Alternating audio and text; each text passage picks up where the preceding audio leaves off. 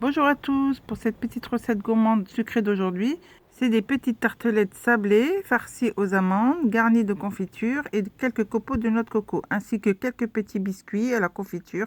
Je vais commencer par ma pâte sablée. Dans le fond d'une cuve, je dépose 250 g de beurre mou ainsi que 3 œufs entiers. Je viens les passer au batteur électrique, dans lequel je vais rajouter une cuillère à soupe d'arôme vanille ou un sucre vanillé, ce que vous avez, 180 g de sucre.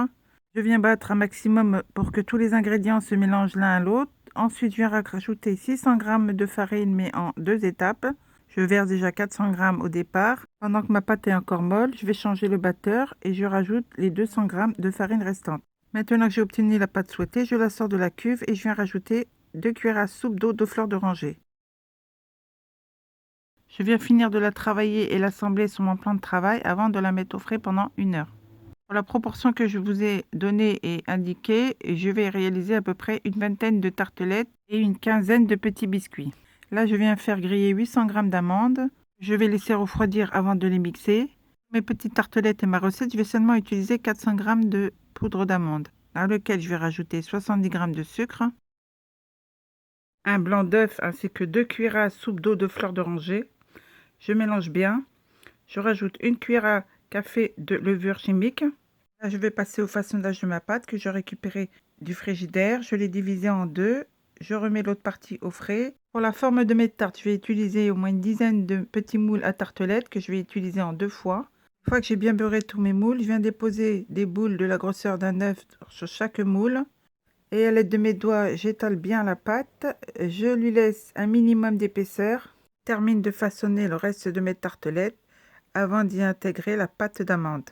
Je viens déposer au centre de la tartelette à peu près l'équivalent d'une cuillère à café et avec le dos de la cuillère, je viens étaler délicatement la pâte sans trop la tasser. Pour finir, je rajoute des copeaux de noix. Je viens mettre au four à 180 degrés pendant 30 minutes.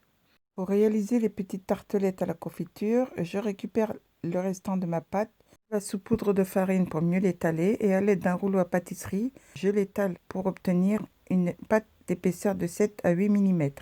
Je ne manquerai pas de vous mettre le lien et les ingrédients en bas de ma vidéo. Pour ceux qui ont aimé, n'hésitez pas à partager. Pour réaliser mes motifs de biscuits, je vais utiliser 2 ronds de pièces.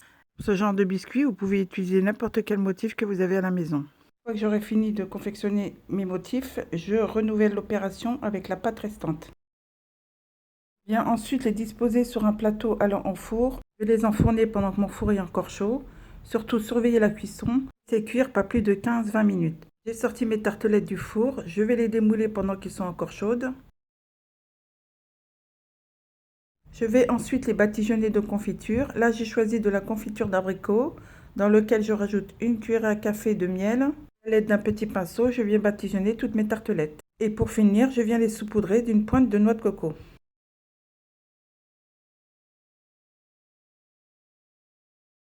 J'ai sorti mes biscuits du four. Là, je vais procéder pratiquement de la même manière. Je vais choisir également de la confiture d'abricot ainsi que de la confiture de figue. Celle-ci est bio et 100% fait maison. Je vous démontrerai prochainement comment réaliser de la confiture fait maison. Pour ma première couche de tartelette, je viens disposer une petite pointe de confiture de figue sur laquelle je rajoute la seconde couche de biscuits. Je fais de même avec les biscuits à la confiture d'abricot et à l'aide d'un petit pinceau, je badigeonne bien le contour de mon biscuit afin que la noix de coco maintienne bien sur le biscuit. Voilà mes amis, il n'y a plus qu'à les déguster bien chaud.